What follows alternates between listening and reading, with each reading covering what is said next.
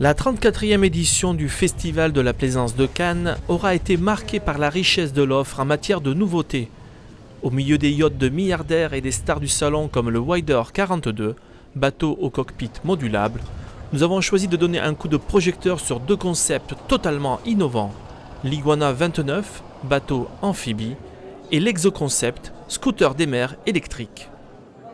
L'idée de l'Exoconcept, c'était d'avoir un engin de loisir entièrement recyclable, 100% écolo et en fait sans entretien.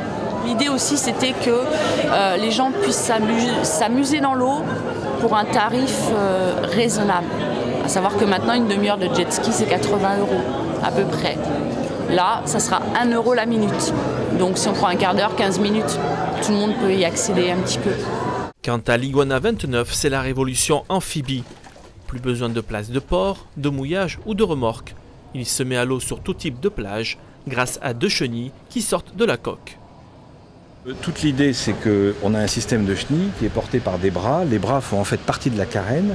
Donc quand les chenilles sont rentrées, les bras s'intègrent parfaitement dans la carène qui reprend sa forme de bateau. Les chenilles sont mobilisées par un moteur thermique, un petit moteur auxiliaire avec un groupe hydraulique, ce qui permet d'avoir toute la puissance, toute l'efficacité de ce type de matériel. Vous êtes en marche avant, hein, vous vous approchez de la plage, donc vous allez évidemment à petite vitesse, donc vous avez votre manette des gaz du hors-bord qui va vers l'avant. À ce moment-là, vous déclenchez le deuxième moteur auxiliaire et vous avez, avec ce joystick, vous enclenchez les chenilles que vous faites tourner vers l'avant, qui vont vous permettre d'atterrir littéralement sur la plage. Et quand vous êtes suffisamment engagé sur la plage, sur les chenilles, à ce moment-là, vous remettez au point mort et vous coupez votre moteur hors bord et vous continuez de manœuvrer avec votre joystick qui a l'avantage d'être extrêmement manœuvrable, qui vous permet de faire des manœuvres assez fines. Vous avez une vitesse qui est capée à 8 km/h et puis vous avez une deuxième vitesse lente qui vous permet de faire des manœuvres très fines de parking, de déplacement dans des endroits qui peuvent être limités en termes d'espace.